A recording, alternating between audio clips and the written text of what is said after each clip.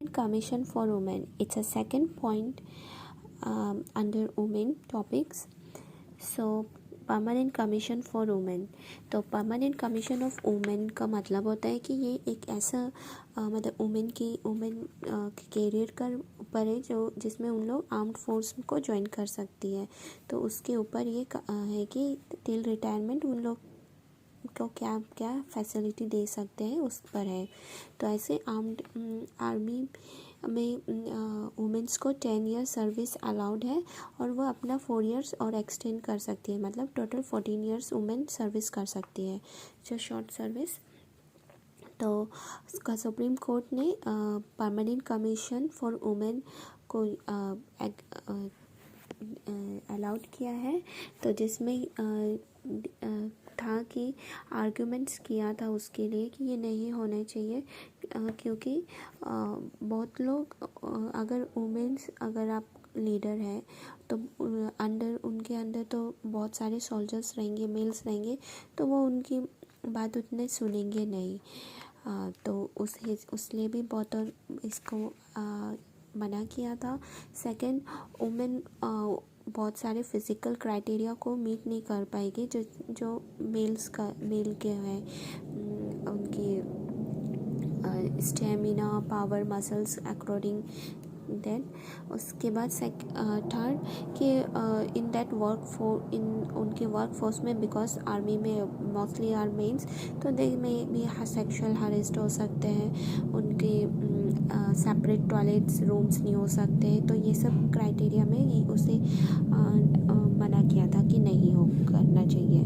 But इसके for granting commission, इसके लिए डेनियल ऑफ परमानेंट कमीशन ने कहा था कि राइट टू इक्वालिटी सबको मिलनी चाहिए और हम किसी भी काम में स्टेरियोटाइप नहीं कर सकते कि ये नहीं कर सकते वो नहीं कर सकते।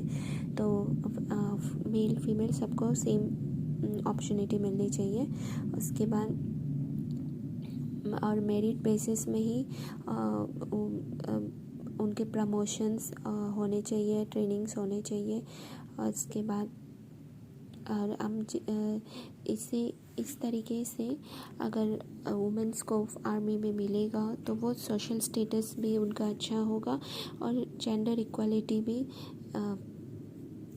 बनेगी।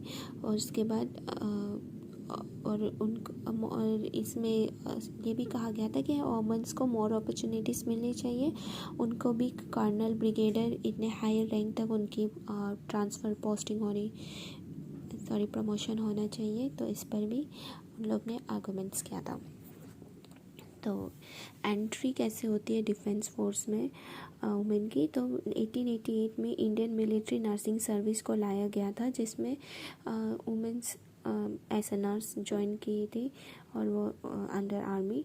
उसके 1922 में womens are inducted for non medical roles, जैसे अलग अलग पोस्टों के लिए भी instead of nurses and doctor तो लिया गया था। और 2015 में फाइटर पायलट पोस्ट ओपन किया था इंडियन एयरफोर्स में फॉर वुमेन। और 2020 में सुप्रीम कोर्ट ने कहा है कि परमानेंट कमीशन टू वुमेन, जिसके बारे में अभी हम पढ़ रहे हैं, वो मिलना चाहिए वुमेन्स को भी, कि वो आर्मी में भी ज्वाइन कर सके, जिसमें उनको टोटल 10 ईयर्स तो करना पड़ता है और 4 ईयर्स वो एक्सटेंड कर सकती है, तो टोटल 14 ईयर्स वो कर सकती हैं। तो इसके लिए वे अहेड है कि वुमेन्स के लिए मतलब वुमेन को एक ऐसे स्कूल, सैनिक स्कूल में ऐसे ट्रेनिंग दे सके कि वुमेन को पहले से स्कूलिंग से ही वैसी ट्रेनिंग मिले और वो फिज़िकल बैरियर्स को ओवरकम कर पाए। और उनके लिए मतलब जो वुमेन पहले जॉब कर चुकी है वो उनको अच्छे से उन लोग ऐसा स्कूलिंग दे, ऐसा मतलब कुछ मतलब बच्चों को, मतलब लड़कियों को सिखा सके कि इस जॉब में और अपॉर्चुनिटीज़ है, आप कर सकती है, ये काम आपको करना है। मतलब एक काइंड ऑफ ट्रेनिंग सेशंस होना चाहिए for the common girls who get encouraged for this kind of jobs। तो ये इस टाइप का होना चाहिए। Okay, thank you.